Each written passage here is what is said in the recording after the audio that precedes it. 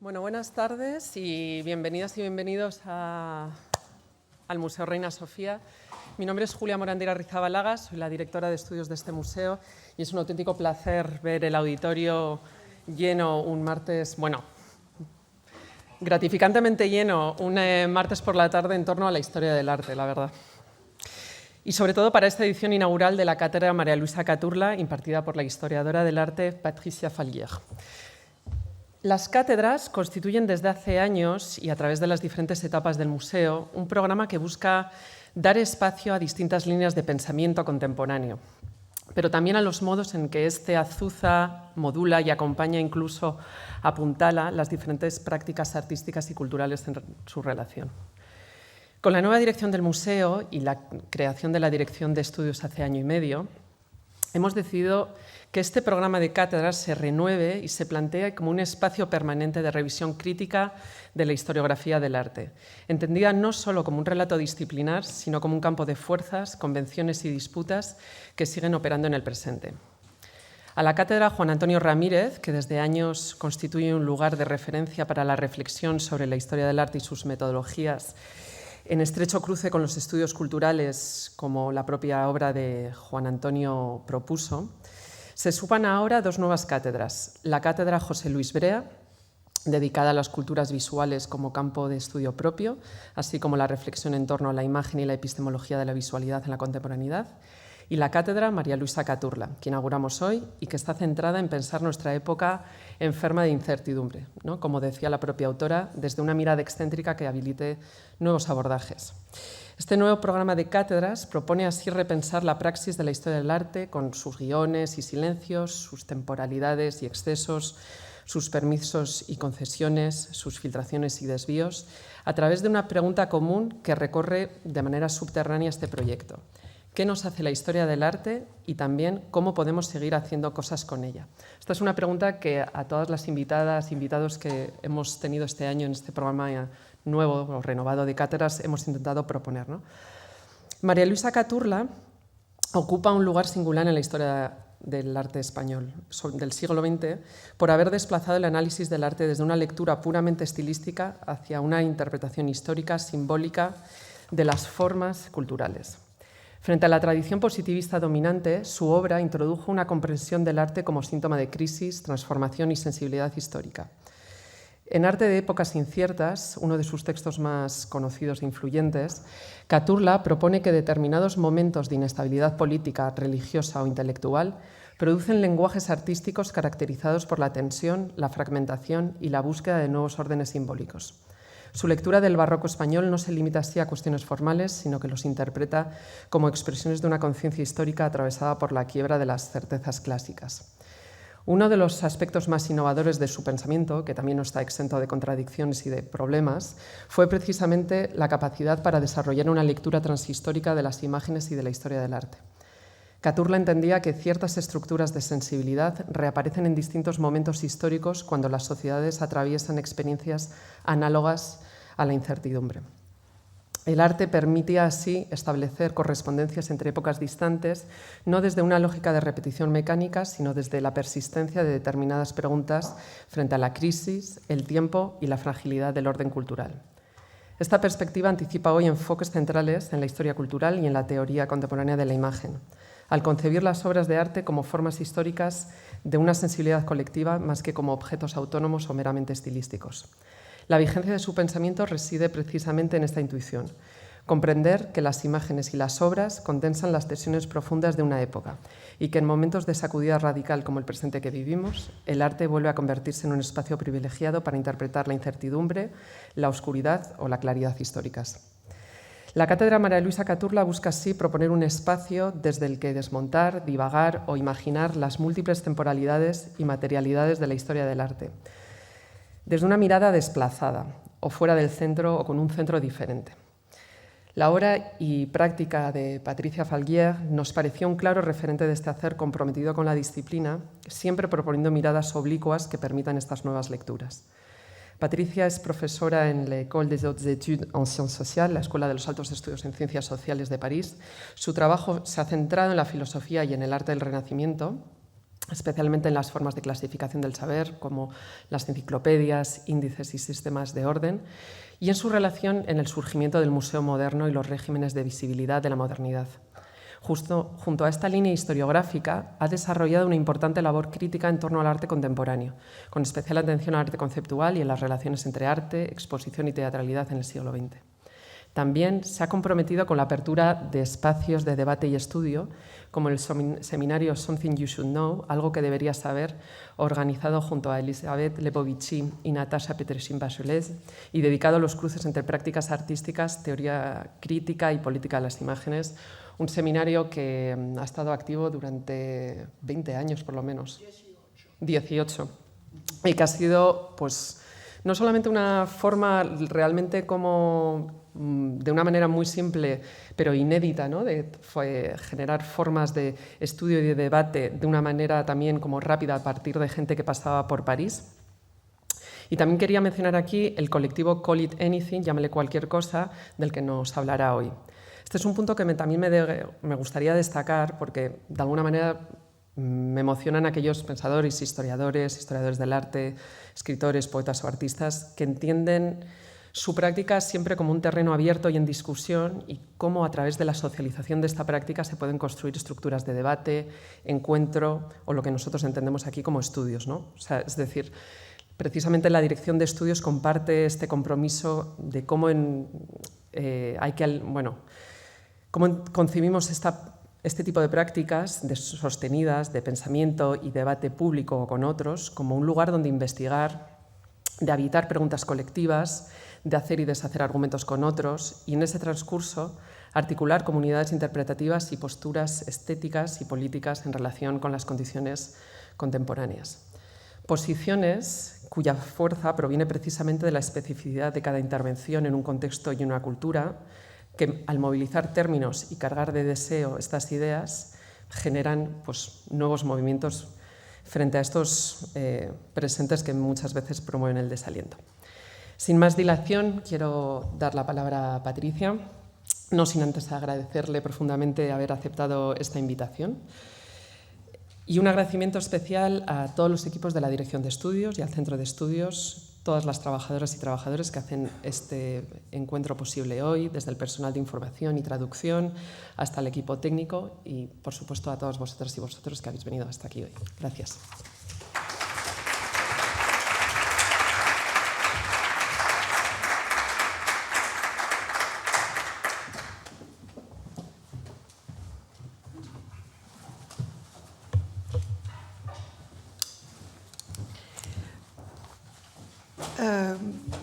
Je voudrais d'abord vous demander de me pardonner, je ne vais pas parler en castillan, je ne veux pas offenser la langue castillane, je vais parler en français et je remercie déjà les traductrices, les traducteurs de m'aider à me faire entendre. Et je voudrais avant toute chose vous dire combien je me sens honorée par cette invitation à parler devant vous ce soir et à inaugurer en somme cette chaire Catour. Là, je remercie Julia Morandera, Arrizabalaga et Ana Vidal-González pour cette invitation et toute leur équipe qui a organisé mon voyage avec tant d'attention. Je remercie aussi Manuel Segad qui vient de me faire une visite extraordinaire du nouvel accrochage de la collection du musée. J'ai été impressionnée, je suis ravie d'avoir vu, d'avoir comme cela en 2 heures avoir eu une vue en coupe de la scène espagnole sur plusieurs décennies. Vraiment, merci. Et ça me fait d'autant plus, ça me touche d'autant plus que j'ai de grands souvenirs d'exposition au Reina Sofia. On parlait tout à l'heure de Manhattan Mixed Use, de Principio Potosi et d'exposition de Cristina Iglesias. Donc j'ai toujours eu de grands souvenirs ici, de grandes émotions dans les expositions, et je trouve que cet accrochage est vraiment plus qu'à la hauteur. Alors, inaugurer une chaire n'est pas une chose facile, même s'il s'agit d'une chaire d'histoire de l'art, peut-être surtout s'il s'agit d'une chaire d'histoire de l'art, c'est-à-dire d'une discipline qui bénéficie d'une assise institutionnelle apparemment solide et de lieux d'exercice privilégiés, les universités, les musées, les galeries, et parfois encore le marché, on y reviendra. Mais une discipline qui est rarement interrogée comme telle, si ce n'est par la sociologie, comme indicateur de classe sociale, ou surtout par les artistes eux-mêmes. Et ça, c'est beaucoup plus intéressant, car si tant d'artistes se sont nourris des musées, l'histoire de l'art semble cependant avoir souvent très peu à leur dire et apparaît encore souvent de manière tout à fait étonnante, j'en ai eu une preuve récente assez étonnante, comme une instance normative, désuète, à laquelle l'art vivant s'opposerait comme l'esprit s'oppose à la lettre. Comme je n'ai pas du tout envie de produire un recueil de principes et de normes pour une discipline de manière totalement abstraite, ce n'est pas mon rôle, ce n'est pas le lieu, j'ai pris le parti de vous présenter un parcours à travers l'histoire de l'art qui est tout sauf exemplaire, bien au contraire. Je dirais presque que pour les jeunes historiens de l'art, ne faites surtout pas ce que j'ai fait, ce n'est pas bon pour votre carrière. Mais c'est un parcours qui a été très peuplé, j'espère qu'il le sera encore, de personnes, d'œuvres, d'enjeux et de lignes d'horizon souvent évolutives. Bref, je vous propose une voie à travers l'histoire de l'art en situation. J'espère ainsi répondre à l'invitation de celles et ceux qui ont eu à cœur de prolonger la mémoire de Maria Luisa Caturla. Je commencerai par rappeler une évidence, que l'histoire de l'art, cette désignation, recouvre des réalités multiples selon les époques, les cultures et les langues. Et précisément, ce qui me paraît intéressant aujourd'hui, et ce dont nous pouvons parler ensemble, c'est la diversité des manières dont l'histoire de l'art en tant que discipline s'agence, s'articule aux autres disciplines du savoir et prend place dans la culture. Je prendrai pour exemple le cas de l'Autriche-Hongrie à la fin du XIXe siècle, où l'histoire de l'art s'est constituée et s'est fait une place de manière extrêmement laborieuse entre un modèle allemand, mais allemand, donc pour l'Autriche qui accumulait les guerres avec l'Empire allemand en train de se constituer, c'était un contre-modèle aussi, un modèle français forgé à l'école des Chartes à Paris, de l'étude scientifique des documents par la diplomatique, la paléographie, la numismatique, etc., les exigences de l'administration des propriétés impériales. Si vous avez lu L'homme sans qualité de Robert Musil, vous vous souvenez que l'intrigue politique essentielle du roman de Musil, c'est l'organisation de l'anniversaire de l'empereur de Kakani et que tous les fonctionnaires sont obligés de se mettre à imaginer des célébrations de l'empereur. Et pour cela, les conservateurs de musées sont au premier chef mobilisés. Et tout cela, j'ajouterai aussi l'archéologie, aboutit à la création en 1852 d'un institut d'histoire de l'art dont si vous avez fait des études d'histoire de l'art, vous avez forcément entendu parler de grandes figures comme Franz Wyckoff, Alois Riegel ou Julius von Schlosser. Mais ce qui fait la singularité de l'école viennoise d'histoire de l'art, c'est précisément qu'eux sont allés visiter en 1851 cette exposition universelle, dont vous voyez ici un rendu d'époque, l'exposition de Crystal Palace, moment d'une importance capitale dans l'histoire culturelle européenne. On pourrait y revenir, c'est absolument crucial. Donc vous savez que, entre autres, l'exposition de Crystal Palace organisait la confrontation entre l'art européen et l'artisanat européen, entre l'art et l'artisanat des peuples autochtones en voie de colonisation et les produits et machines de l'industrie. Et c'est véritablement cette rencontre-là qui a été déterminant pour ceux qui ont fait la gloire, il faut le dire, de l'école viennoise d'histoire de l'art. Eux, à la différence des Français qui se sont tenus à distance, il y a des passages très fameux de Baudelaire, où Baudelaire n'a de cesse de crucifier la vulgarité des expositions universelles, les historiens viennois en ont tiré des conclusions cruciales. Et de fait, cela s'est traduit par la création en 1864 d'un musée autrichien d'art et d'industrie, un Kunst und Industrie, mot qui aujourd'hui résonne difficilement encore, destiné aux arts industriels, c'est-à-dire à ce qu'on appelle alors les arts appliqués, à ce que l'on commence à nommer en Grande-Bretagne le design. Bon, la plupart des historiens d'art autrichiens dont je rappelais le nom ont fait leur carrière dans ce musée d'art industriel, en conservateur de tapis, conservateur de tapisserie, conservateur des objets métalliques, etc. Et ils ont infléchi de manière spectaculaire à la fois les objets et les problématiques de l'histoire de l'art. Bien. Donc, ils ont su battre en brèche la division art majeur, art mineur, qui était dans le même temps en train de miner, par exemple, l'histoire de l'art en France. Le fait est qu'ils ne se sont pas, voici une vue du premier musée d'art et d'industrie de Vienne, et les effets intellectuels ont été immédiats, puisque un grand nombre des œuvres essentielles de l'histoire de l'art autrichienne, comme l'industrie d'art de l'époque romaine tardive, publiée par Alois Riegel en 1904, a été publiée effectivement comme une réflexion sur des objets qui n'ont pas statut d'œuvre d'art. Donc c'est tout à fait crucial.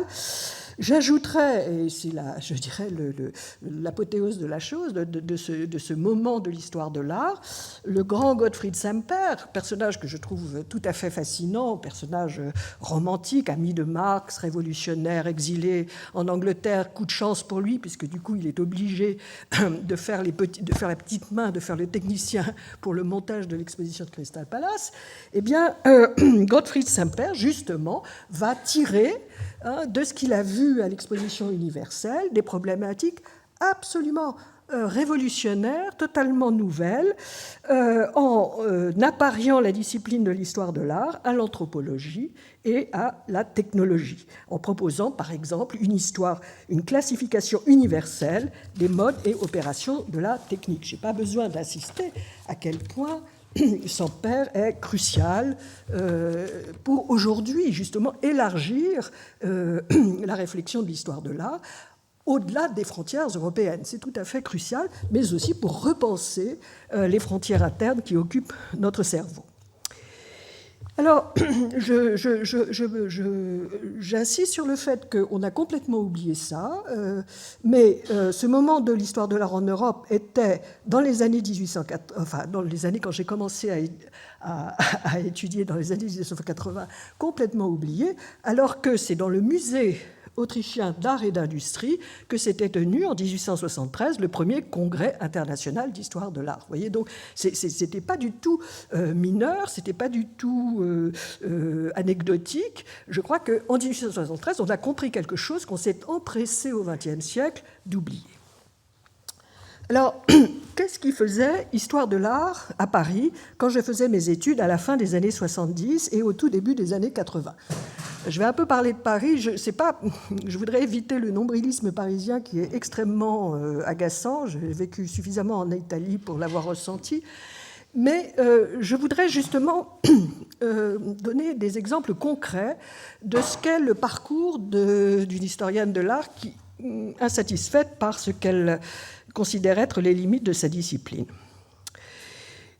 Je dois le dire franchement, quand j'ai commencé mes études, l'histoire de l'art était une discipline réactionnaire, littéralement réactionnaire.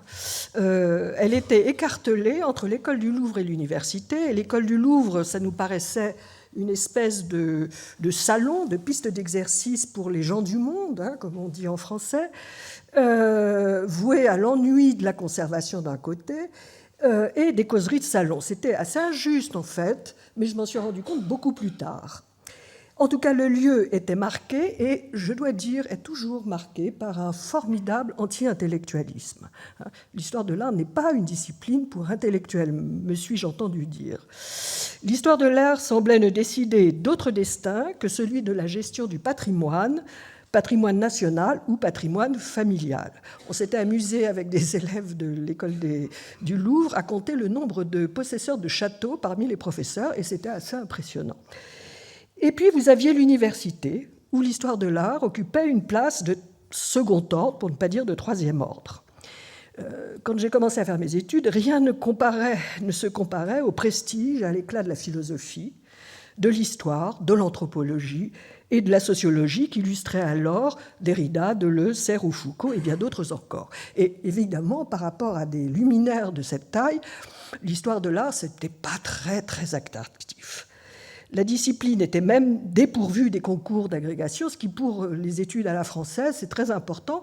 Je signale qu'il n'y a toujours pas de concours d'agrégation. L'agrégation, c'est ce qui vous donne accès au corps des professeurs. Et il n'y a pas de concours pour l'histoire de l'art, ce qui est quand même ce qui en dit long, hein, c'est sur la place de cette discipline dans notre culture. C'était en outre, il faut l'avouer, une discipline qui semblait avoir partie liée avec la tradition de la droite française la plus compromise avec les périodes sombres de notre histoire. Je n'ai pas besoin d'insister, de Vichy à la guerre d'Algérie, vous avez le choix. Le temps des fondateurs de la discipline en France n'était pourtant pas celui-là. Henri Faucillon, Léon et Gabriel Rosenthal, Émile Berthaud, c'étaient des Dreyfusards. Il y a eu une forte présence des historiens d'art dans l'affaire Dreyfus, du côté de Dreyfus. Ils ont promu des institutions alternatives comme l'université populaire. Faucillon, le grand Faucillon, allait, rue Mouffetard, donner des cours aux ouvriers d'histoire de l'art roman, par exemple. Donc, il faisait des conférences sur Hokusai, l'artiste japonais, sur l'art bouddhique. Au monde ouvrier. On rêve quand on se rend compte de la chose. Et c'était en gros des socialistes, ils ont tous été, y compris Émile Berthaud, qui était spécialiste de l'Italie du Sud, c'était des socialistes militants très présents. Cette génération-là balayée, il n'est plus rien resté de cette tradition en France. Si on voulait trouver leur postérité, il faudrait la chercher aux États-Unis, où Faucillon a renseigné à partir de 1932 et jusqu'à sa mort en 1943, chez Meyer-Shapiro, socialiste lui aussi, dont l'exploration de l'art médiéval a nourri tant d'artistes, de Fernand Léger à Barnett Newman ou Wilhelm de Kooning, ou Georges Koubler, personnage tout à fait unique qui avait d'un coup franchi les limites de sa discipline, l'histoire de l'architecture ibérique du XVIe siècle, il est bien connu ici pour son histoire de l'Escorial, pour explorer les arts de l'Amérique précolombienne. Le lien avec la pratique de l'art, qui était très fort pour Faucillon, qui était fils de graveur et lui-même graveur, était bien rompu. Sauf exception, les cours d'histoire de l'art ne laissaient qu'une place extraordinairement réduite à l'art moderne et contemporain. Et étudiants, nous avons tous entendu des professeurs d'histoire de l'art du XVIIe ou du XVIIIe siècle français, que je ne nommerai pas, nous dire qu'après Delacroix, l'art n'était plus que débâcle. Donc, en France, ce qu'il y avait de plus riche, parmi les textes sur l'art, émanait non pas des historiens d'art, mais de la tradition littéraire et poétique, où Roberto Longhi a identifié dans un très beau petit texte le véritable apport de la culture française à la compréhension de l'art. Je pense à l'Henri Matisse roman d'Aragon, publié en 1981, au Manet de Georges Bataille en 1955, au texte de Georges Dutuit sur l'art byzantin ou Matisse, à Henri Maldinet, sans même parler de Logique de la sensation, consacrée par Gilles Deleuze à l'œuvre de Bacon, publiée en 1981. De sorte que, il se trouve que j'ai des grands-mères et grandes-tantes de peintres, que je viens d'une famille de peintres et d'architectes, et que j'ai eu la chance sociologique d'être nourrie de musées et d'expositions dès l'enfance. Je cantonnais l'attraction de l'histoire de l'art au domaine privé en essayant de lire le plus possible et en fréquentant les musées et en fréquentant les galeries. Et je ne saurais assez insister sur l'importance dans l'éducation des jeunes historiens de l'art ou futurs historiens de l'art, des galeries. Les galeries comme celle de Jean Fournier à gauche ou de Denise René, d'Ensberg Grün, de Karl Flinker. D'expérience, je me souviens que tous ces gens étaient incroyablement bienveillants envers tous les jeunes qui poussaient à la porte, et on apprenait énormément de choses. Il y a tout ce que les historiens de la science appellent tacit knowledge. Eh bien, on apprenait tout un tacit knowledge sur l'histoire de l'art. Et d'autre part, je faisais des études sérieuses de philosophie et d'histoire. Et cette division-là, entre, en somme, un exercice privé de l'histoire de l'art et un exercice professionnel de la philosophie et de l'histoire, ça a duré un certain temps, jusqu'à ce que je fasse 2 rencontres dans les années 80 qui me semblent intéressantes. La première a été la découverte de l'histoire de l'art à l'italienne. Et vous voyez, on pourrait faire une sorte de cartographie européenne des histoires de l'art. À partir de 81, à Milan, puis à Pise et enfin à Rome, j'ai découvert ce que pouvait être cette discipline. Giulio Carlo Argan, que vous voyez ici, Giuliano Briganti, Manfredo Tafuri, Enrico Castelnuovo étaient à la fois d'éminents historiens de l'art et des intellectuels publics intervenant dans la vie de la cité, comme l'étaient en France les philosophes ou les sociologues, mais jamais les historiens d'art. Et ils avaient, eux, une attention toute particulière à la texture matérielle de la vie publique, aux formes, aux couleurs de la ville et du paysage urbain, qu'en revanche les intellectuels français n'avaient absolument pas. Florence se relevait à peine, en 80-83, Florence se relevait à peine de l'alluvione de 1966, et mon séjour à la Scuola Normale di Pisa fut ponctué par les débats, et ça a été vraiment une initiation à l'histoire de l'art en tant que discipline, les débats d'une teneur incroyablement élevée et sophistiquée sur des questions de restauration qui étaient publiées chaque semaine dans la presse, à la fois la presse régionale et la presse nationale. Et il y avait des débats sur la couleur des pavés dont on allait refaire la place de la Seigneurie, sur les questions de restauration, etc., d'une qualité inimaginable en France, comme le reste. Du reste, le prouvent toujours les mésaventures récentes de Notre-Dame de Paris, où on a vu que le rapport à la centralité du pouvoir politique l'emporte sur toute considération artistique. La découverte à Pise, inscrit sur les murs jaunes de la ville, des principes de restauration élaborés par Cesare Brandi a été aussi un choc, car c'était la restauration anti-Viollet-le-Duc. Et ça, c'était très important de comprendre à quel point la restauration était un lieu théorique fondamental et investi aussi bien par les historiens de l'art que par les philosophes, les anthropologues, etc. Donc vous voyez, la teneur, la texture de la vie culturelle italienne, c'était une révélation. Et en particulier, ce qui m'avait ébloui, c'est que la restauration telle que l'entendait Cesare Brandi laissait toute sa place aux lacunes, au vide, aux lacunes suscitées par le passage du temps et les accidents de l'histoire. Le Camposanto de Pise, dont vous voyez ici la représentation par Leo von Clans au milieu du XIXe siècle, qui avait subi de terribles bombardements en 1944, a été, je dois dire, une révélation, parce que effectivement, c'est comme une forme pure émergée d'un désastre et un bric-à-brac qui recyclait tous les deuils de l'histoire. Et je dois dire que je dois à la fréquentation assidue du Camposanto de Pise tout un tas de travaux que j'ai été amenée à faire par la suite.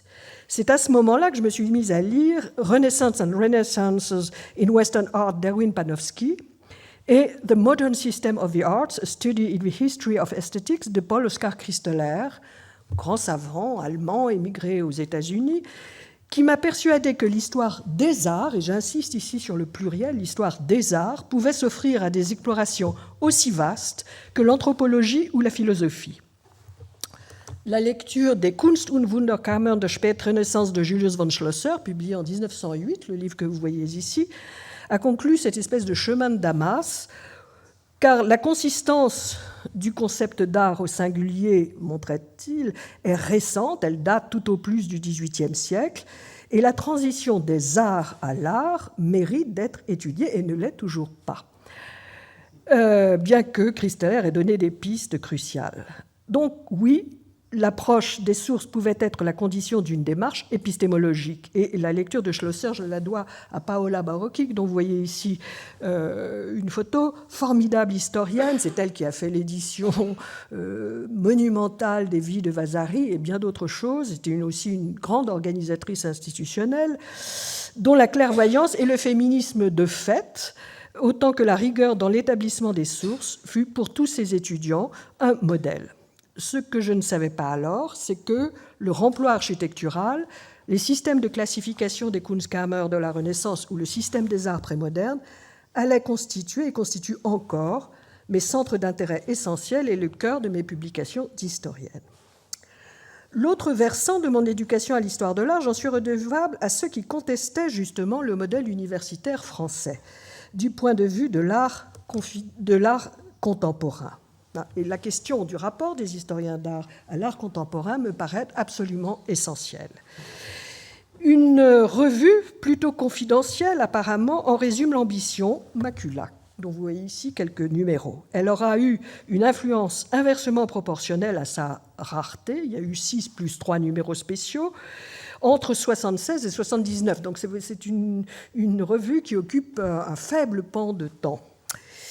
Quand je suis entrée en contact avec son fondateur, Jean Clay, alors surtout ne confondons pas Jean Clay avec Jean Clair, le commissaire d'exposition, ennemi haineux de l'art le plus contemporain, Jean Clay avait la revue Macula, fondée par Jean Clay et Yves Alain-Bois, avait pris le relais d'un magazine précédent, créé par Jean Clay et Julien Blaine, et avec maquette de Carlos Cruz-Diez, la revue Robot, qui a existé entre 1967 et 1971. Je pense que, tout simplement, Robot a été la meilleure revue d'art de langue française.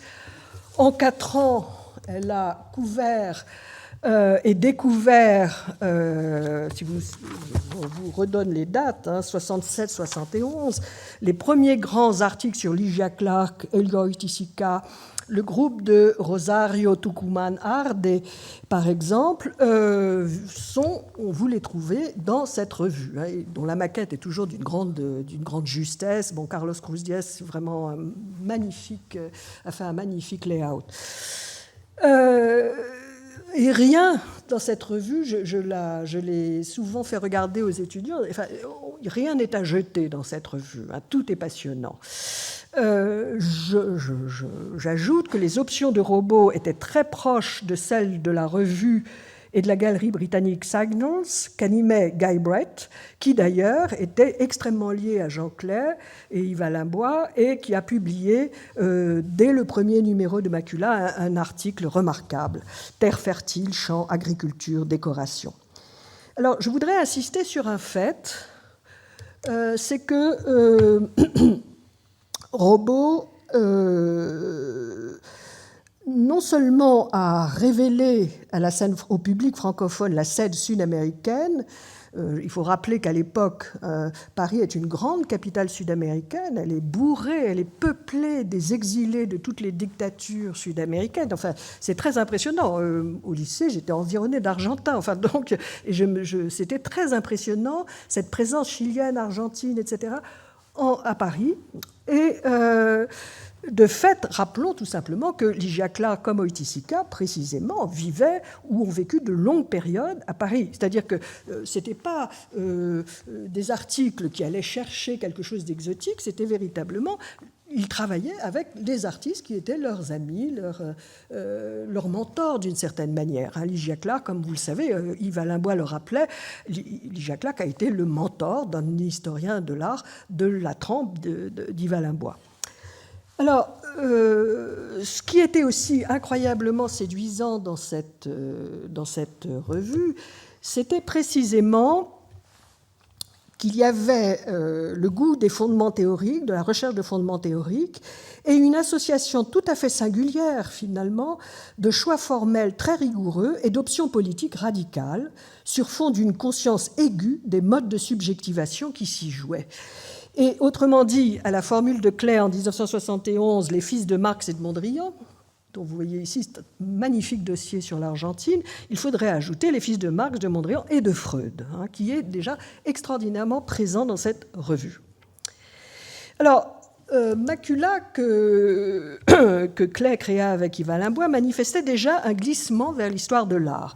Une histoire de l'art anglo-saxonne qui était à peu près inconnue en France, Clément Greenberg, Meyer Shapiro, Joseph Rickwert, etc., est suffisamment crédible pour que Jacques Derrida lui confie Restitution de la vérité en pointure, un texte devenu très célèbre dans l'histoire de la philosophie, une objection à l'analyse ultra-critique que Meyer Shapiro avait proposée de l'origine de l'œuvre d'art de Heidegger à propos de fameux souliers, de fameuses godasses de Van Gogh, dont vous voyez ici une reproduction. Et vous voyez aussi, c'est assez drôle, ils avaient trouvé précisément une caricature du salon qui reproduisait en quelque sorte l'objet du délit. L'article de Derrida constituait le dernier chapitre, le dernier chapitre de La vérité en peinture que le philosophe allait publier peu après, en 1978. Donc c'était très excitant, parce que pour la première fois, la philosophie, enfin Pour une fois, la philosophie et l'histoire de l'art se rencontraient vraiment. Je voudrais mentionner un autre participant à la revue Macula, qui a joué un rôle déterminant dans le réveil de l'histoire de l'art en France, Jean-Claude Liebenstein. Si vous avez lu La vérité en peinture, vous avez rencontré une partie de son travail, puisque c'est à lui qu'on doit les magnifiques encadrements maniéristes qui scandent le texte de Derrida et qui sont une incarnation du parergone, le concept, ou plutôt la méthode que Derrida est alors en train d'élaborer. En 1979, dans le numéro 5-6 de Macula, Liebenstein publie un inédit stupéfiant, le journal du peintre florentin Jacopo da Pontormo, dont vous voyez ici un autoportrait, et à droite une page de ce journal. Liebenstein en fit l'édition, la traduction et le commentaire dans une veine extrêmement derridienne. Je note que son édition fut magnifiquement accueillie à Florence et à Pise, y compris par les plus sourcilleux philologues italiens. Et ceux qui ont travaillé en Italie savent que publier quelque chose sur l'art italien à Florence, c'est prendre de gros risques. Tout ça est une chasse gardée avec férocité parfois. Or, cette édition fait toujours autorité en Italie. Et en revanche, ce ne fut pas le cas en France, où on se contenta d'ignorer les productions de Macula, la revue, comme la maison d'édition pendant des décennies. En ce qui me concerne, le côté de Guermantes et le côté de chez Swann se rejoignaient, puisque le maniérisme, qui était au cœur des travaux de Paola Barocchi et des historiens de l'art florentin, on venait de mettre en lumière cette période jusqu'alors très mal comprise et légèrement méprisée de l'art italien, à l'occasion de grandes célébrations institutionnelles de 1980. Or, le maniérisme posait des questions cruciales et à l'histoire de l'art et à la philosophie. Je n'ai pas résisté au plaisir de vous rappeler simplement la fameuse descente de croix de Pontormo à Santa Felicita. Le maniérisme était, depuis mon année à Pise, ma période de prédilection. Quelles que soient les limites de cette notion, et elle a été à juste titre critiquée, elle désigne un moment unique de l'histoire des arts en Europe, le moment d'une sorte de retournement de l'art sur lui-même, une phase d'autoréflexion où, pour reprendre un modèle de miroir, d'autoportrait au miroir du Parmigianino, une phase d'autoréflexion et de conscience de soi dont il n'est pas abusif de rapprocher l'émergence, au début des années 70 du XXe siècle, de l'art conceptuel. L'artifice de l'art s'affirme comme tel. C'est un moment de dénaturalisation de la représentation, comme l'exposent les œuvres de Rosso Fiorentino, de Pontormo, de Parmigianino. C'est alors que les praticiens des arts manifestent le souci de rédiger en art leur pratique, c'est-à-dire de démontrer ces principes, parce qu'il n'est pas d'autre moyen de distinguer une simple pratique productive, une routine héritée d'un maître ou d'un père, d'un art véritable doté de méthode qui, lui, s'écrit et se transmet par l'enseignement. Cette distinction-là entre ce que vous apprenez en regardant votre maître ou votre père faire et ce que vous apprenez parce qu'il y a une méthode qui se transmet par l'écrit et par la parole est quelque chose d'absolument non négociable, d'absolument crucial si on veut comprendre quelque chose à l'histoire de l'art de la Renaissance. C'est alors que l'histoire de l'art prend consistance, lorsque Giorgio Vasari, le peintre, en 1550, puis en 1568, vous avez les deux éditions successives ici, publie les vies des plus excellents architectes, peintres et sculpteurs italiens depuis Cimabue et jusqu'à notre temps. Et c'est au même Vasari, au même monde où se mêlent indissolublement stratégie politique, compétition courtisane, mémoire civique et amour de l'art, qu'on doit la constitution des offices et en son cœur de la Tribuna, qui établit pour plusieurs siècles le canon de l'art européen. Alors, c'est Buontalenti qui a aménagé la Tribuna, mais ce qui est très intéressant, c'est que véritablement, vous avez là la volonté de fixer le canon.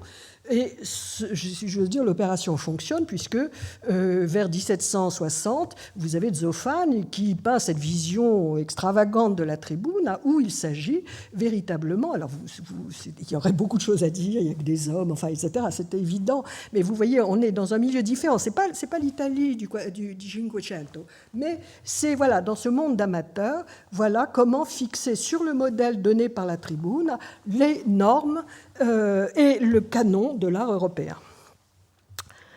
Quand je vins travailler part-time, et autant que me le permettait de longs séjours en Italie avec Jean Clay, Yves Alain Bois était parti à Johns Hopkins aux États-Unis, Macula était en train de se transformer en maison d'édition. Mais Macula Édition prolongeait les options fondamentales de Macula Revue.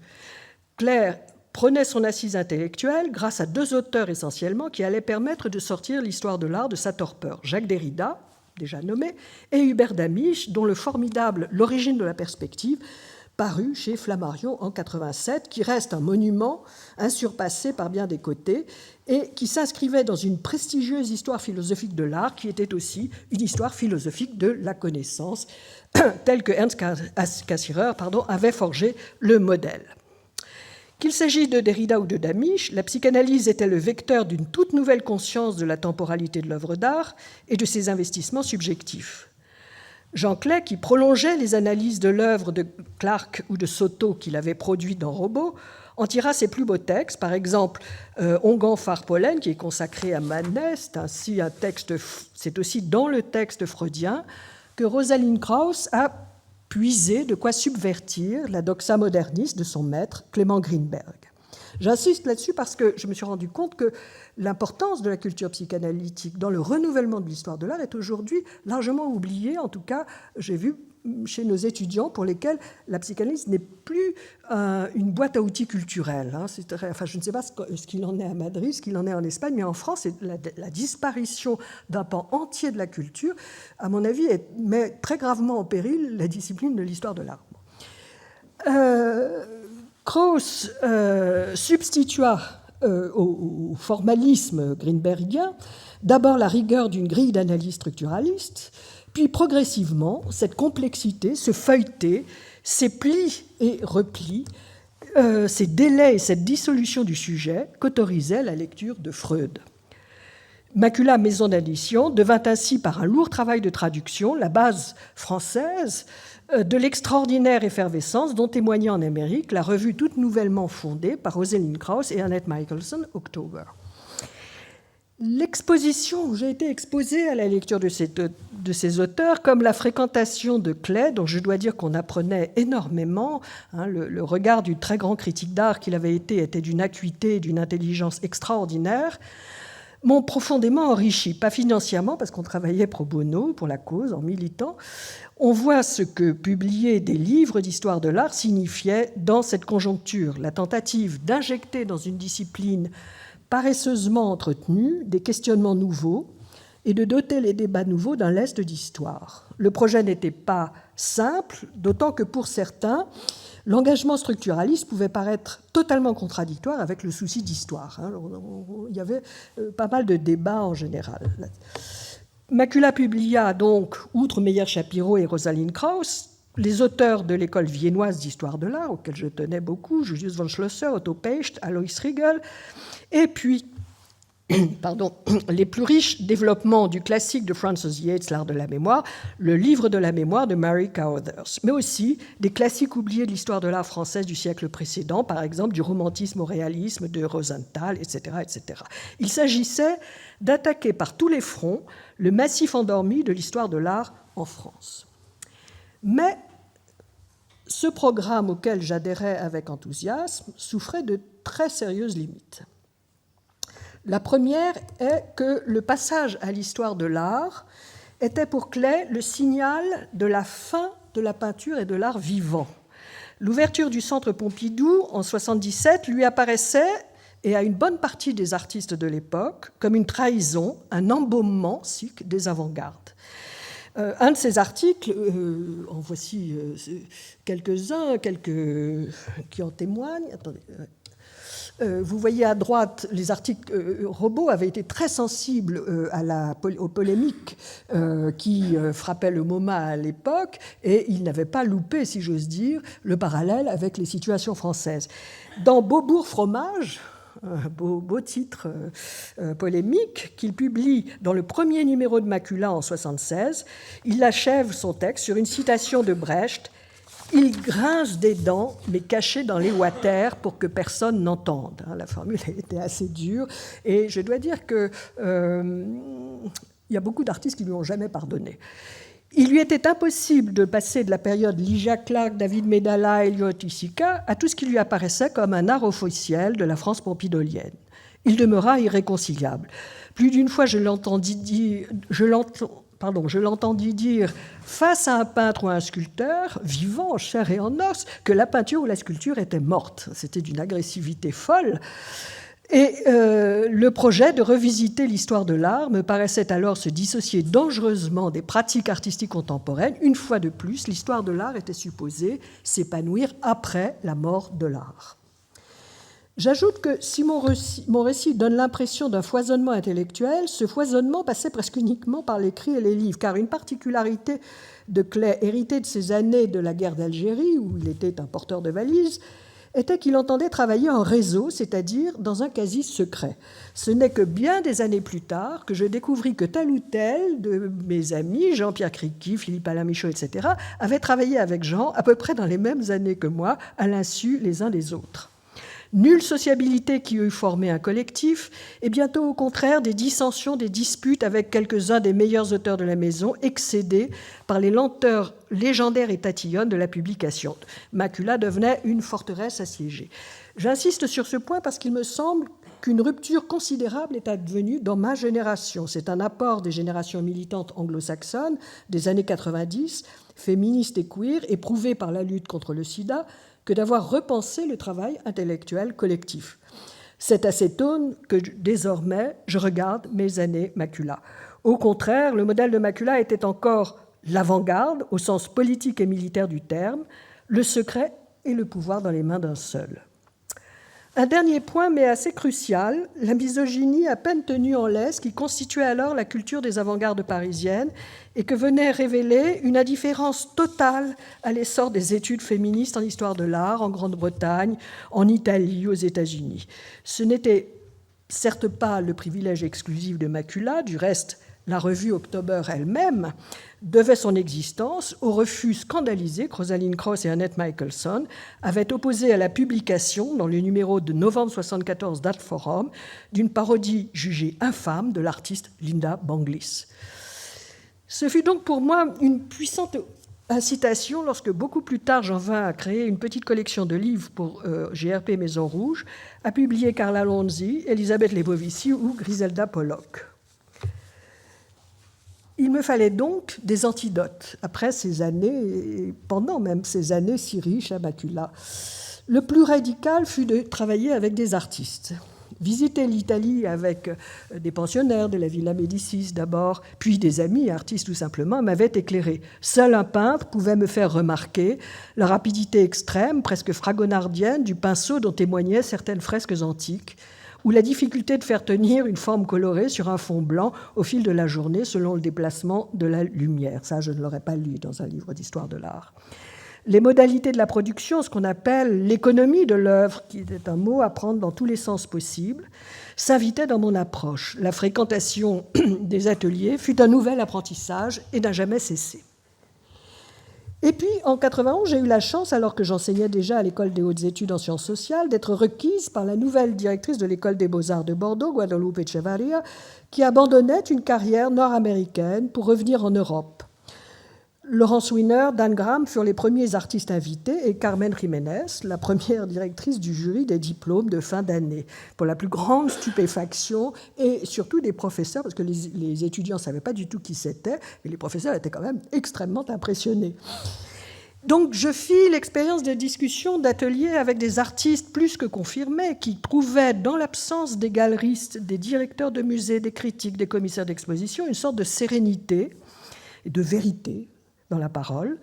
Tous, presque tous, et ça m'avait énormément frappé, la distance avec le monde universitaire de ce point de vue, tous ou presque tous parlaient en collègues avec de tout jeunes artistes en devenir. Ils parlaient d'art. Une école d'art est le seul lieu où on parle continuellement d'art.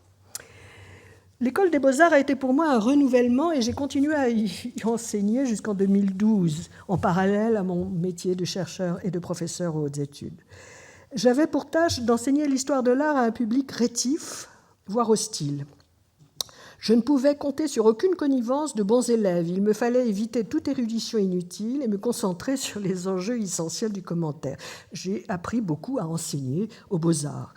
Comme j'appris l'importance de l'enseignement pour les artistes, aussi prestigieux est-il pu être. Je dois dire, j'ai toujours été renversée de voir des artistes légendaires, connus dans le monde entier, etc., qui se rendaient dans une école municipale, qui était l'École des Beaux-Arts de Bordeaux, pour enseigner. C'était éprouvé par les faits la vérité de la formule aristotélicienne. L'art est un savoir produire doté de logos, c'est-à-dire d'une méthode qui se dit et s'enseigne.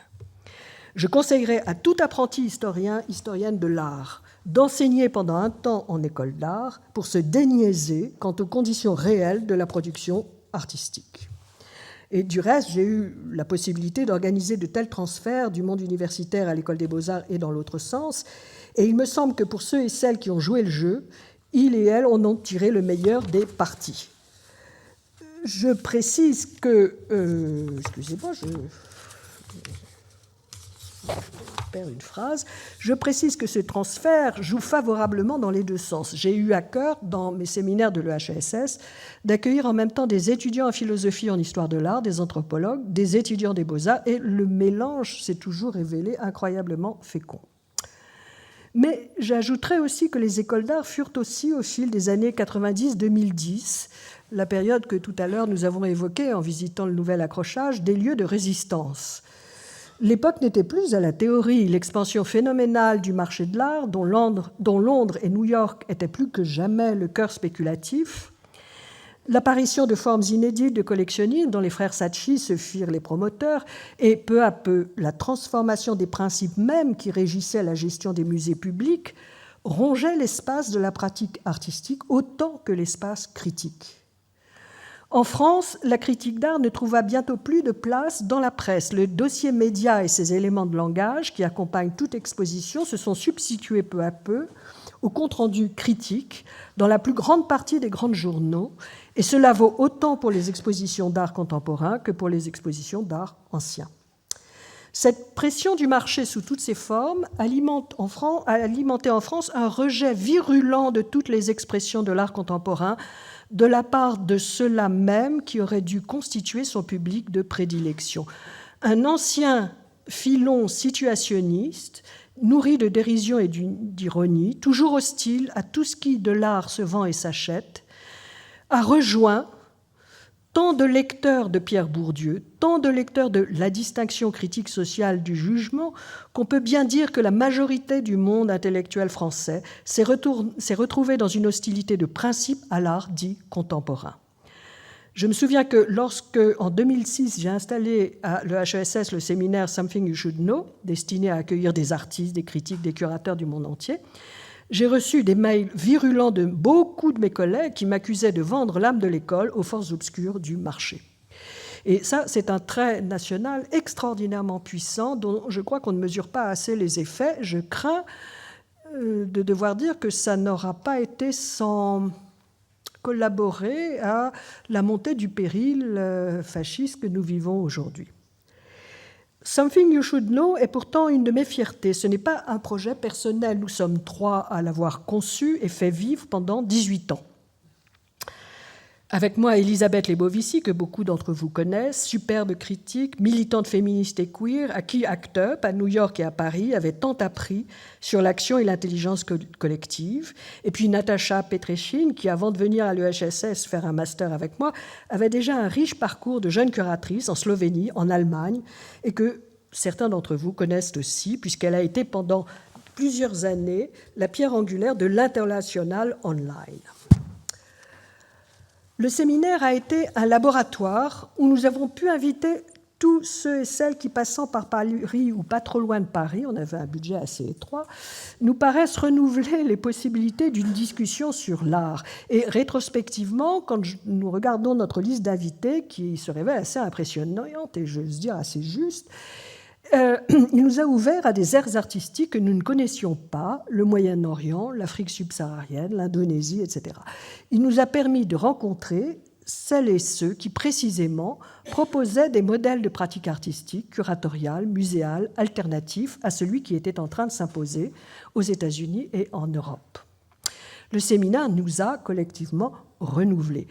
Ces années de violent déploiement du marché dans les aires jusque-là épargnées de la culture et de l'éducation, nous les avons vécues sur le mode de l'apprentissage de nouveaux corpus théoriques dont Butler, Haraway ou Anzaldu a été les figures de proue. À Jacques Rancière en particulier, nous devons d'avoir surmonté les antinomies dans lesquelles voulaient nous enfermer les plus haineux parmi les contempteurs de l'art contemporain, et appris à reconnaître ce qui, de l'art, relève toujours d'un projet d'émancipation. Alors, l'histoire de l'art dans tout cela, eh bien justement, est-ce qu'il y a un philosophe qui a accordé plus de place à l'histoire de l'art que Jacques Rancière? N'a-t-il pas fait de sa propre lecture de l'art depuis 3 siècles l'usage le plus ambitieux sur le plan philosophique, puisqu'il propose de reconnaître dans le passage d'un régime d'identification de l'art à un autre, de ce qu'il appelle le régime représentatif au régime esthétique, au fil du XIXe siècle, le lieu même où s'élabore le partage du sensible, c'est-à-dire le lieu politique par excellence. Les voies de l'histoire de l'art sont imprévisibles. J'ai cité à plusieurs reprises la définition de l'art que livre Aristote dans la physique. L'art est un savoir produire doté de logos, c'est-à-dire d'une méthode qui se dit et s'enseigne. Une formule que je me suis toujours amusée de voir ignorée par ceux même qui récusaient la dimension trop intellectuelle de l'art des années 70. Ils ne connaissaient pas les fondamentaux. Travaillant le corpus des traités sur les arts de l'Italie des XVe et XVIe siècles, et parmi les arts, il faut entendre la médecine, l'art de la guerre, l'agriculture ou la peinture, je m'étais très tôt aperçu que ce cadre conceptuel dans lequel travaillaient les praticiens et les théoriciens des arts de la Renaissance, c'est-à-dire aussi bien Ghiberti ou Léonard de Vinci que Machiavel, était tout aristotélicien et que toute théorie de l'art était alors par nécessité ancrée dans la philosophie naturelle telle qu'Aristote l'avait déployée au fil de ses traités. On oublie toujours que l'essentiel de l'œuvre d'Aristote est consacré à ce que nous appelons la nature. Que Benedetto Varchi, l'ami et l'exégète de Michel-Ange, ait eu dans les années 1540, dans ce qui était la première académie d'art en voie de constitution, on lui a demandé quoi? On lui a demandé de faire chaque dimanche pendant une certaine période de l'année des conférences sur la philosophie naturelle aristotélicienne. C'est ça qui était très important pour les artistes. Et c'est précisément cela qui ne faisait que confirmer mes hypothèses. Je ne vais pas vous entraîner plus loin dans ce merveilleux champ d'études, qu'il me suffise de dire que l'Aristote qui sort de cette enquête paraît entièrement renouvelé. Au lieu du maître logicien, plus important encore est celui dont le corpus dit biologique vient fissurer l'édifice des certitudes et des méthodes. Les traités de la génération et de la corruption, les météorologiques, sont au XVIe siècle le ferment de la théorie et de la pratique des arts, le socle de l'imitation de la nature ou mimésis. Juste pour mémoire, je vous rappelle à quel point la Grotta Grande de Boboli, qui a été commencée par Vasari et continuée par Buontalenti, qui se veut une mise en scène du déploiement du processus de génération et de corruption, a donné lieu, bon, déjà c'est quelque chose de très spectaculaire qui mériterait beaucoup de commentaires, mais je rappelle qu'en 1587, Buontalenti fait ce qui pour moi est le plus formidable geste de display et de curating. Il dispose les prigioni de Michel-Ange, dont vous voyez un et vous en devinez un deuxième là, les 4 prigioni de Michel-Ange, qui sont, comme vous le savez, inachevés, qui ont été trouvés à la mort de Michel-Ange dans son atelier. Il les dispose, il les incruste dans cette espèce de mise en scène de la génération et de la corruption. C'est un geste, c'est le plus grand geste, à mon avis, curatorial de l'histoire de l'art. Bon. Je ne vais pas m'étendre là-dessus, on peut, si vous voulez, en parler après. Je vous le présente activement parce que, de manière inattendue, ce champ d'études et de réflexion m'a amené à faire partie d'un collectif d'anthropologues des sciences, d'inspiration latourienne, Piloté par Sophie Houdard, ce collectif s'est donné pour tâche d'explorer les zones 2 ou 3 de Fukushima, les zones réputées vivables ou en cours de requalification de cette région dévastée par la triple catastrophe de 2011. La méthode de notre enquête collective est celle que requiert l'incertitude et l'inaptitude de nos sens à percevoir les mutations physiques suscitées par la catastrophe passée. Une approche phénoménologique du terrain qui prend la forme de l'enquête, des marches, des rencontres in situ, etc. Je m'émerveille encore d'avoir été invité à en faire partie, justement parce que je travaillais sur la philosophie naturelle aristotélicienne.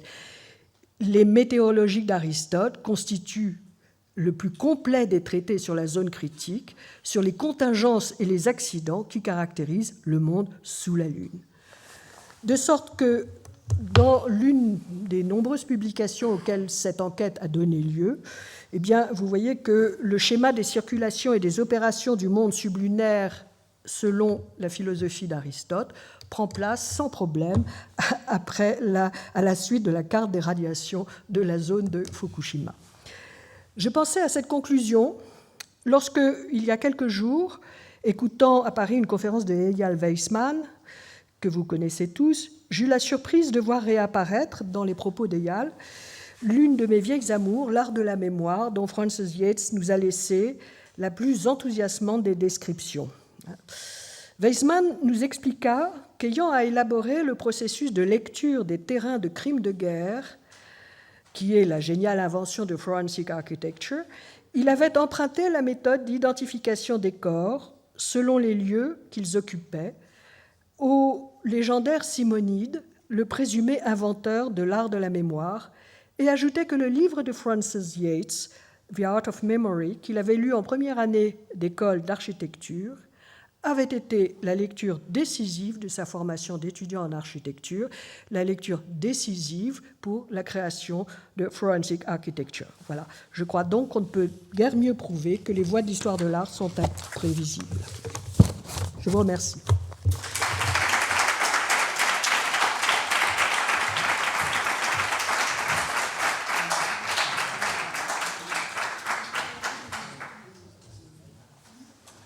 S'il y a des questions, je serai ravie de pouvoir y répondre.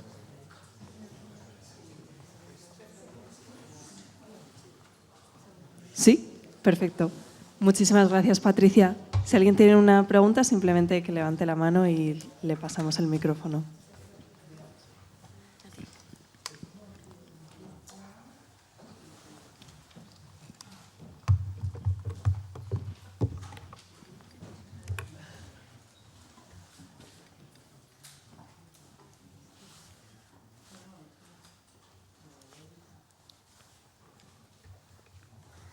Tout le monde est fatigué.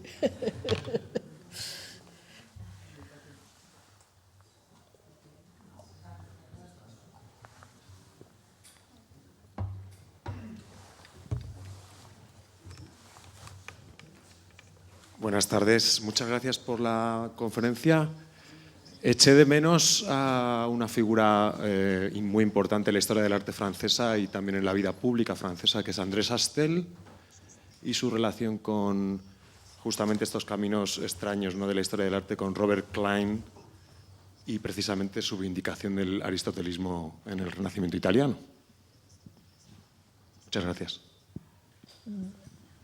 Excusez-moi, je n'ai pas compris. Vous vouliez savoir des choses sur Chastel.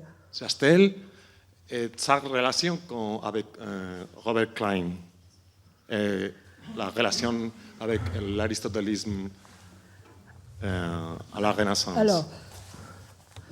Alors d'abord, je voudrais vous indiquer qu'on a publié il y a 2 ans un gros colloque, les actes d'un gros colloque à la Villa Itati sur Robert Klein, dont, comme beaucoup, j'admire l'œuvre. Mais Robert Klein est, si j'ose dire, un sacré caillou dans la chaussure des historiens d'art français. Vous savez qu'il est mort, il s'est suicidé en 1966 au moment de l'alluvione, juste au-dessus de Florence, par désespoir. Et malheureusement, les institutions françaises n'ont pas aider cet homme extraordinaire. Je rappelle que Klein était un apatride, c'était un juif de Roumanie, de langue allemande, qui avait séjourné dans des camps, je ne sais plus exactement lequel, et qui avait trouvé refuge en France après la Seconde Guerre mondiale. Et là, il s'est passé cette chose honteuse, que cet homme qui était incroyablement brillant, qui a aidé beaucoup le vieux Augustin Renaudet, tout ça se passe dans les années 50, hein, le vieux Augustin Renaudet, qui était professeur au Collège de France, André Chastel, il a écrit des choses, il les a aidés d'ailleurs à comprendre tout simplement la Renaissance italienne. Hein, bon. Et on n'a jamais été capable de lui trouver le moindre poste, même de maître de conférence. Enfin, c'est une honte absolue. Et moi, je me souviens toujours que Damisch était ulcéré, parce que c'était une des raisons pour lesquelles... comment vous dire ? Chastel était un homme certainement estimable par ailleurs, mais c'était l'establishment absolu. Il avait laquelle critique du monde. Dans ce monde très adroit de l'histoire de l'art, il paraissait presque un gauchiste, hein, ce qui est quand même ce qui en dit long. Mais c'était un homme de pouvoir, et on lui a beaucoup reproché de ne pas être capable de trouver un poste pour un type aussi brillant que Klein. Alors, pour revenir à l'aristotélisme, non, Klein n'est pas du tout aristotélicien. Alors c'est peut-être là où, comment vous dire... c'est un homme de son époque. Pour lui, l'art de Florence, hein, c'est le néoplatonisme. Pardon, sa base doctrinale, c'est le néoplatonisme. Alors, il a écrit les choses les plus belles sur le néoplatonisme.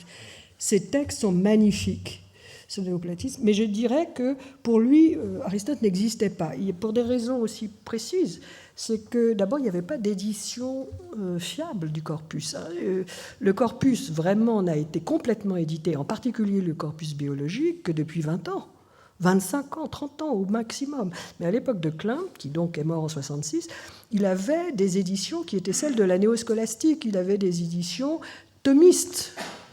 Et je rappelle que, comme vous le savez, le thomisme, à la fin du 19e, était, depuis la fin du 19e siècle, la philosophie officielle de l'Église. Donc ça n'aidait pas, si vous voulez, à ce qu'on s'intéresse à ce corpus-là. Donc Klein a loupé complètement l'aristotélisme. Mais c'est normal, il ne pouvait pas faire autrement.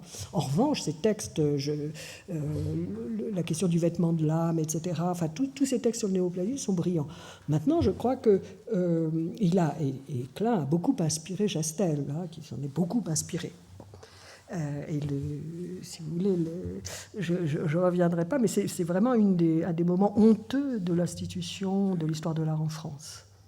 Voilà. Je ne sais pas si ça répond à votre question, je ne sais pas si vous êtes d'accord, mais je sais que pour des gens comme Clegg Damisch, c'était une des raisons de leur hostilité frontale à Chastel. Hein. Il n'avait pas été capable de sauver Klein. Voilà. Ouais, bon.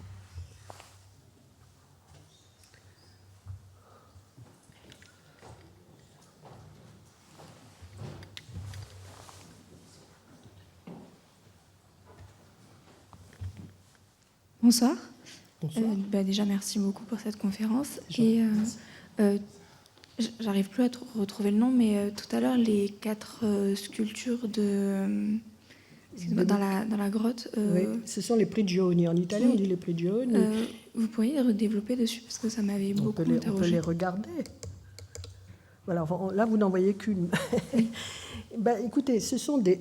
Vous savez qu'il y a 2 prigioni à Paris, au Louvre, dont l'un qui est très achevé. C'était des statues destinées au sépulcre du pape Jules II. Et le projet était pharaonique, c'était un projet avec énormément de statues, c'était gigantesque. Et on est dans une période de guerre, hein, Florence assiégée, etc. Donc... c'est le moment où Michel-Ange va fuir. Michel-Ange qui, comme vous le savez, était très attaché à la République de Florence et n'a jamais voulu... c'est un peu le Pablo Casals, si vous voulez, de la Florence républicaine. Il n'a jamais voulu mettre un pied à Florence après 1530. Quand la République de Florence a été prise en main par les Médicis et est devenue un grand-duché, lui a préféré partir à Rome, où il était protégé par le pape, d'une certaine manière. Hein. Bon. Et donc, il a abandonné je passe, hein, parce qu'il y a des quantités, il y a des volumes sur la question. Il a abandonné les statues destinées au tombeau de Jules II. Hein, bon. Et en particulier, 4 de ces prigioni qui sont les plus extraordinaires, que vous voyez aujourd'hui quand vous allez au musée de l'Académie à Florence, qui sont pour nous les voyons avec un œil post-Rodin, post-Brancusi, donc c'est véritablement l'inachèvement. Ce n'était pas le projet de Michel-Ange. Hein. Et donc, à sa mort, on a trouvé ces statues. Il est mort, si ma mémoire est bonne, en 1564. On trouve ces statues. Certaines vont avoir... Alors, il y en a 2 qui vont partir à Paris. Je ne me rappelle plus exactement dans quel ordre tout ça se fait.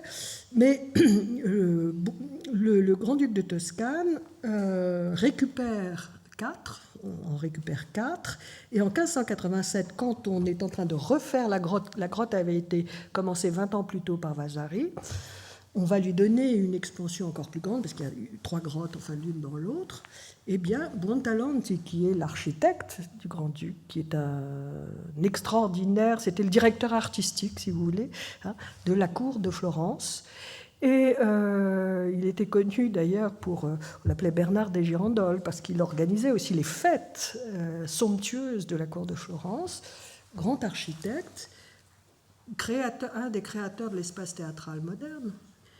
Et il a une idée géniale, c'est d'incruster ces 4 statues non finies, dans ce qui est la mise en scène du pouvoir de génération et de corruption qui marque le monde sous la Lune, le monde sublunaire.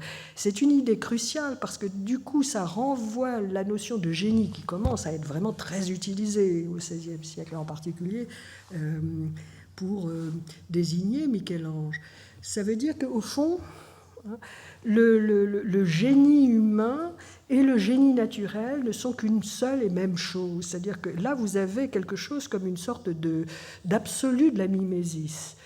Dans les 2 cas, il y a cette puissance de jaillissement qui marque aussi bien le génie humain que le génie naturel. Donc c'est vraiment un geste incroyablement fort. Enfin, moi, je pense que là, vraiment, on peut parler de curating, parce que Buontalenti a redonné un nouveau sens à ces sculptures. Voilà. Donc, vous pouvez la visiter, hein, cette grotte à Grande. Et je vous rappelle qu'elle était en mouvement. Le mouvement était celui de l'eau, hein, puisque ça ruisselait. C'était fait pour ruisseler, donc d'où sa fragilité. Maintenant, vous ne voyez plus l'eau ruisseler, et pour cause. Alors, vous avez de l'eau qui ruisselle sur les pans, et c'est une mise en scène de ce qui est la génération des minéraux. C'est un texte d'Aristote revisité par Avicenne qui vous donne à penser que les minéraux sont engendrés par le ruissellement de l'eau. Bon, donc la grotte ruisselait. Vous aviez des jets d'eau surprises dans le sol, hein, et vous aviez des inondations qui se produisaient. Donc ça faisait beaucoup rire, c'était très charmant. On pouvait regarder sous les jupes des femmes à ce moment-là. Enfin, tout est dit dans les textes. Hein. Il y a cette dimension. Et donc, voilà, et vous aviez une mise en scène, hein, de ce pouvoir génésique du monde sublunaire. Alors, je vous rappellerai que dans le monde d'Aristote, vous avez... c'est ce qu'on voit là. Vous avez 2 natures. Vous n'avez pas une nature, vous en avez 2. Vous avez le monde supracéleste, hein, qui est caractérisé par des mouvements parfaits, qui sont les mouvements astraux, mais c'est un monde qui n'a aucune matérialité. Hein, c'est le monde de l'éther. Et puis, sous la Lune, hein, le monde sublunaire, c'est justement le monde des mouvements erratiques. C'est le monde de la contingence, c'est le monde de la catastrophe potentielle. Et la nature, pour Aristote, elle n'est pas bonne. Ce n'est pas la nature des stoïciens, c'est surtout pas la nature des chrétiens. Il n'y a pas de bienveillance naturelle. La nature, c'est un ensemble de processus contingents. Et c'est un monde où il y a des volcans, des séismes, il y a des tas de catastrophes, des inondations, où il peut arriver qu'une vache vèle un veau à 2 têtes, par exemple. Donc c'est un monde aussi de l'accident. Ce n'est pas un monde du hasard, mais c'est un monde de la contingence et de l'incertitude. Et quand vous lisez vraiment le corpus biologique, ben vous comprenez les textes éthiques d'Aristote, parce que l'éthique, c'est l'art de se conduire en situation de contingence. Et vous comprenez aussi le traité politique d'Aristote, hein, puisque la politique suppose un art de naviguer. Bon, vous voyez, donc tout est lié, en fait. dans cette représentation du monde. Et c'est très important parce que, effectivement, c'est ce monde-là qui est repris au XVIe siècle, dans lequel l'art du XVIe siècle s'inscrit tout entier, de manière programmatique, comme on le voit dans la mise en scène de Buontalenti. C'est-à-dire que l'œuvre d'art s'inscrit dans ce monde de la contingence et de l'accident. Donc voilà, j'espère que je réponds à votre question.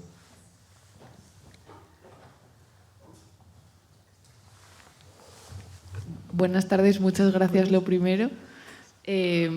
Perdón por mi pregunta si es un poco repetitiva, pero es que creo que me he perdido un poco en la traducción al final y no he entendido muy bien la relación que has hecho con Forensic Architecture. Si puedes un poco repetirlo o ahondar un poco más en eso. Gracias. Oui, je voulais simplement insister sur le fait que, vous voyez, bon, je n'avais pas prévu de travailler sur Fukushima en tant qu'historienne de l'art. Et quand ce groupe dans lequel il y a Vinciane Després, que vous connaissez peut-être, enfin, ce sont des Latouriens, pour aller vite. Bruno Latour était un ami et avec qui j'aimais beaucoup justement parler du monde sublunaire.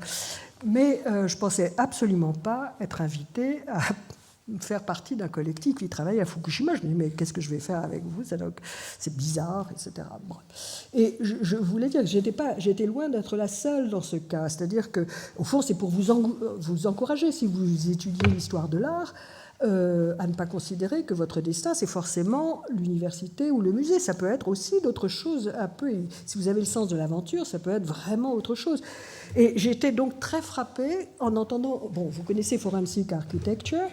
Eyal Weissman l'a dit en public, et ensuite je suis allée le voir pour lui demander, mais alors vraiment, c'est la lecture de Francis Yates, parce qu'il décrivait la manière dont, dans une phase du processus d'identification et de qualification des scènes de crime politiques, militaires, il comptait sur la disposition, il comptait sur la mémoire que les survivants avaient de la disposition et de la localisation de chacun dans un espace donné. Bon. Et en l'écoutant, je me dis, tiens, ça me rappelle quelque chose. L'inventeur supposé de l'art de la mémoire, vous savez que l'art de la mémoire est une mnémotechnique, tout simplement, qui a été utilisée jusqu'au XVIIe siècle comme un substitut à l'écriture. Bon. Enfin, un substitut et un complément à l'écriture. Et l'inventeur de la mnémotechnique est un certain poète, Simonide, qui, un soir, participe à un banquet, et au cours du banquet, paf, le toit s'effondre. Tout le monde meurt, sauf lui. Et comme les gens sont écrabouillés par les tuiles et les pierres et les poutres qui leur sont tombées dessus, on demande à Simonide d'identifier les cadavres. Et Simonide, se souvenant qu'un tel était là, un tel était là, un tel était là, identifie tous ces morts défigurés par la localisation dans la salle du banquet. Et donc, quand Eyal Weissman raconte ça, je me dis, mais bon sang, c'est l'histoire de Simonide. Donc, je suis allée lui demander, je lui dis, mais écoutez, ça va. Je lui dis, évidemment, le livre clé pour moi, quand j'ai fait mes études, c'est l'art de la mémoire de Francis Yates. Et une grande partie du projet de Forensic Architecture est née de cette lecture. Donc, vous voyez, c'est quand même totalement imprévisible. Moi, dans ma génération, la lecture de Francis Yates, ça avait été un éblouissement. On était complètement enchanté par l'art de la mémoire, qui est un très grand livre que je vous incite à lire. Et quand on a été ensuite, quand j'ai travaillé à Macula, j'ai voulu publier Marika Others, qui est la moderne Francis Yates, qui a continué le travail de Francis Yates et qui a montré la persistance de l'art de la mémoire au Moyen-Âge, qui a étudié les rapports entre les figures et les lieux. Enfin bon, je vous incite à lire Marika Others. Et donc, si vous voulez, mais je me disais, mais ça, j'aurais jamais pensé à cet usage-là de l'art de la mémoire. Vous voyez ? Donc, une lecture qu'on faisait, nous, d'une manière érudite, ou parce que beaucoup d'artistes ont été fascinés, beaucoup d'artistes conceptuels notamment ont été fascinés par l'art de la mémoire et l'ont utilisé à leur manière. Mais j'avoue que cet usage-là, je n'y avais pas pensé. Et donc, c'était juste pour vous dire qu'effectivement, l'histoire de l'art, à supposer que vous acceptiez que ce n'est pas une discipline posée une fois pour toutes, cristallisée dans l'institution, Ça mène à tout, et notamment à Forensic Architecture. Alors, par ailleurs, je suis contente de saluer le travail d'Eyal Weizmann, parce que, je le disais tout à l'heure, à Paris, on est très triste de l'attitude de notre gouvernement à l'égard de la Palestine, et que dans bien des dîners, on entend « somos todos españoles ». Et donc, on est vraiment, on est très impressionné par la solidarité de votre gouvernement avec la Palestine. Et donc, je pense que c'était bien aussi de finir sur un hommage au travail incroyable de Forensic Architecture, qui est très important aujourd'hui. Voilà. D'accord ?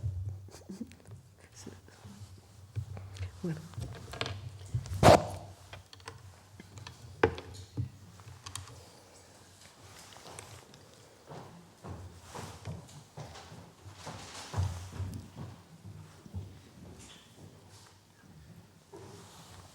Yo tenía dos preguntas, y que están un poco más vinculados con el título de la charla y con el interés que, en mi punto, para mí es más desde el aspecto de la filosofía, ¿no?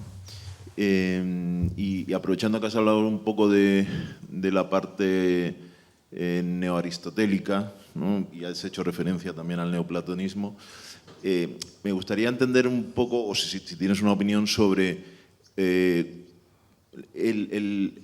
desfase temporal que se produce entre la parte de captación, ¿no?, epistemológica de la realidad que nos rodea y el efecto que eso tiene luego desde un punto de vista estético en el arte, ¿no? Por ejemplo, con el tema del neoplatonismo, pues 900 años después, ¿no?, de los escritos de Plotino, empieza el movimiento del gótico, ¿no? Y el abad Suger en Saint-Denis empieza a construir una nueva forma estética que en realidad el shock, digamos, social se ha producido 900 años antes, ¿no? Si tienes una idea un poco sobre esos desfases temporales entre percepción y epistemología y efecto estético posterior, ¿no? Y luego una segunda sobre el artículo que has puesto en pantalla, que no conocía, de los hijos de Marx y Mondrian, que me parece muy interesante. Si tienes alguna idea sobre el vínculo utópico, ¿no?, existente entre parte del trabajo de Marx, que hay cierto utopismo, ¿no?, y el lenguaje, ¿no?, utilizado por Mondrian, que también refleja un cierto utopismo, ¿no? Ça fait deux riches questions. Alors, pour la première question, la question du délai, c'est précisément l'objet de la philologie. On a en ce moment des collègues depuis un moment, qui font un travail absolument extraordinaire sur la temporalité des traductions, des transmissions. Vous savez que, par exemple, le corpus aristotélicien arrive en trois étapes au Moyen-Âge. On oublie en Occident, on oublie Aristote, on le redécouvre grâce aux Arabes, au sens très large du terme, aux Syriaques, aux Arabes de Bagdad, aux Arabes de la Sicile, aux Arabes de Tolède, etc., etc. L'aristotélisme arrive en trois vagues au Moyen-Âge. Bon. Et nos collègues philologues datent très précisément cela. Alors, moi, je n'ai pas spécialement étudié le corpus néoplatonicien, mais je suis certaine qu'il en va de même. C'est-à-dire qu'on suit à la trace, et c'est ça qui fait quand même la beauté incroyable du travail des philologues, qui aujourd'hui atteint quand même une qualité inouïe. On suit à la trace les moments de recopie, de transformation, de transmission. Donc ça, je pense que si vous le demandez à un philologue, il vous dira exactement comment tel corpus néoplatonicien passe chez les Chartrains, chez Thierry de Chartres, etc. Et ça se suit, si vous voulez, de manière très positiviste. Ça se suit, on le suit. Bon. Alors, est-ce que est-ce que la lecture de ces textes précède ou suscite la transformation architecturale? Vaste sujet. Les polémiques sur le livre de Padovsky sur l'architecture gothique et la pensée scolastique. Moi, je ne suis pas du tout une spécialiste de cette question. Je sais que le texte de Padovsky est formidablement excitant à lire. Est-ce que son hypothèse tient toujours? Je ne sais pas, il faudrait aller voir dans les travaux de nos collègues. Je ne suis pas sûre que l'idée que la lecture du corpus philosophique ait suscité la forme des arcs en plein cintre, etc., je ne suis pas sûre que ça tienne. Mais honnêtement, je n'ai pas été chercher, je n'ai pas regardé. Pour revenir, et là, tous les corpus philosophiques n'ont pas la même existence sociale. Par exemple, l'aristotélisme, vous n'avez pas besoin de lire Aristote pour être aristotélicien sans le vouloir, pour une raison très simple, c'est que la langue de tous les arts, de toutes les pratiques de production au XVe, XVIe siècle, c'est une langue aristotélicienne. Donc vous pouvez n'avoir jamais lu une ligne d'Aristote et être un aristotélicien, puisqu'il s'agit de, précisément, le corpus donne les moyens de définir tous les modes d'opération dans le monde matériel sous la Lune. Vous voyez ce que je veux dire? Donc, en l'occurrence, alors on sait que, par exemple, Léonard lisait les météorologiques d'Aristote, on sait que au XVe, XVIe siècle, et même j'ai trouvé un auteur du XIIIe, dont je ne dévoilerai pas le nom parce que je voudrais le publier bientôt, mais qui, en vernaculaire, se traduit les météorologiques. Et vous avez ce qu'on appelle des volgarizzamenti, des vulgarisations en toscan du corpus biologique d'Aristote. Le pauvre meunier Menocchio, dont Carlo Ginzburg retrace la terrible mésaventure, Menocchio a accès à ces textes. Il ne faut pas être très savant pour lire les vulgarisations d'Aristote. Je rappelle qu'en plus, à Florence, le taux d'alphabétisation est très impressionnant. Au 400, au 500, 80% de la population sait lire et écrire, ce qui est inouï. Bon, et dès que vous regardez de plus près, par exemple Ghiberti, moi j'ai beaucoup étudié les commentaires de Ghiberti, celui qui a fait les portes de bronze du baptistère. Ghiberti se rédige des commentaires, et en plus il emploie le mot commentaire, comme César, bon, ça en impose. Ghiberti va puiser, il fait demander à des grands collectionneurs comme Ambrogio Traversari, il fait demander la possibilité de voir tel manuscrit d'un ingénieur de l'Antiquité tardive qui lui paraît intéressant. Alors ça ne veut pas dire qu'il lisait le latin ou le grec, mais il avait autour de lui, il se faisait prêter le manuscrit, il le faisait lire par un clerc de ses amis. Et on voit très bien comment Ghiberti, qui lui vient d'une famille de l'aristocratie artisanale florentine, eh bien, quand il rédige son traité, ses 3 volumes de commentaires, il utilise Aristote, etc., etc. Vous voyez, donc, je ne sais pas si je réponds à votre question, mais les cas ne sont pas les mêmes. Le corpus néoplatonicien, il n'a pas la même circulation du tout, pas du tout, parce qu'il a toujours été limité à un public extrêmement lettré, bon, les Chartrains au Moyen-Âge, etc., et ensuite, le monde de Marcille Ficin, c'est-à-dire l'aristocratie intellectuelle. Ça n'a pas du tout la même circulation que le corpus aristotélicien, qui, lui, est vraiment diffus, puisque, précisément, il s'agit d'opérer dans le monde matériel. Et donc, les lecteurs ne sont pas les mêmes, et le niveau de lecture n'est pas du tout le même. Alors, je ne sais pas si ça répond. Alors, l'autre question, je ne me rappelle plus ce que c'était. Oui, Marx et Mondrian, mais justement ce que je trouvais tout à fait remarquable, c'est que, alors, il y avait une sorte de suite, c'est pour ça que j'insistais, c'était pas des one-shot, c'était pas des articles comme ça. Ensuite, on a voulu publier, mais on n'avait pas réussi, un livre de Nancy Troy qui était vraiment remarquable et qui était une analyse des enjeux politiques et, politiques, disons-le, et civiques, enfin, du groupe de Steele, justement, et de Mondrian. Et Nancy Troy avait été la première. Il faut rappeler que pour nous, la lecture de Mondrian, enfin l'interprétation de Mondrian se faisait à travers Michel Sefort, qui était qui était un artiste et qui avait une vision extraordinairement abstraite de Mondrian. Et ça a vraiment pesé sur la lecture de Mondrian en France pendant très longtemps. Et puis est venue Nancy Troy. Et avec Nancy Troy, dans les années 70-80, elle a été la première à comprendre que même un artiste aussi apparemment pur, entre guillemets, que Mondrian, et en général le groupe de Still, il y avait une volonté d'opérativité politique, d'opérativité dans la cité. Et elle a très bien...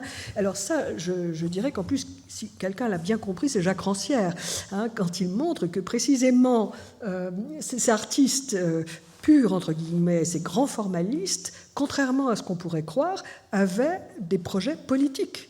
Et il le montre pour Malevich, très bien, il le rappelle pour Malevich, mais c'est vrai aussi pour Mondrian et de Still. C'est-à-dire qu'il s'agit aussi de constituer le sensible de la communauté à venir.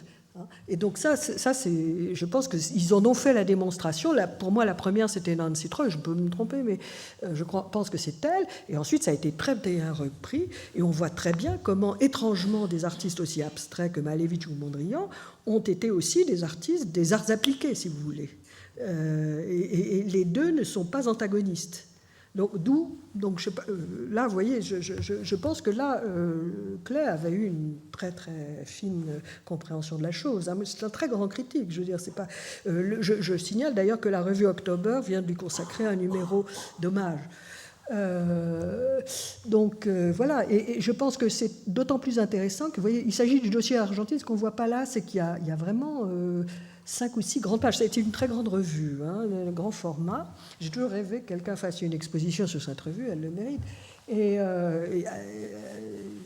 la correspondance avec Signals et avec Guy Brett est très intéressante. Justement, c'est les mêmes, en fait. Hein, ils sont très liés. Et c'est là que Jean Klee était appelé pour être jury pour un grand prix officiel à Buenos Aires avec Lucy Lippard, et il dit à Lucy Lippard, c'est pas là que ça se passe, il faut aller à Tucumán parce qu'il se passe quelque chose. Et il embarque Lucy Lippard, elle le raconte hein, aussi, il embarque Lucy Lippard et il découvre ce groupe, le groupe de Rosario. Et vraiment, je veux dire, chapeau. Enfin, et aussitôt, il rentre et il publie cet article qui est très long, en fait, très riche, très nourri. Donc c'est à la fois c'est un théoricien et un journaliste aussi, qui allait voir Tucumán en 67, c'était pas donné à tout le monde, quoi. Voilà. Voilà, j'espère avoir répondu à votre question, à vos 2 questions. Voilà.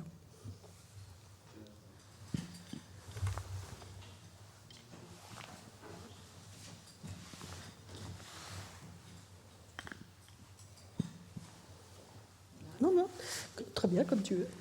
Muchísimas gracias, Patricia. Muchas gracias a todas y todos los que os habéis quedado hasta ahora. Y nada, buena tarde. Gracias.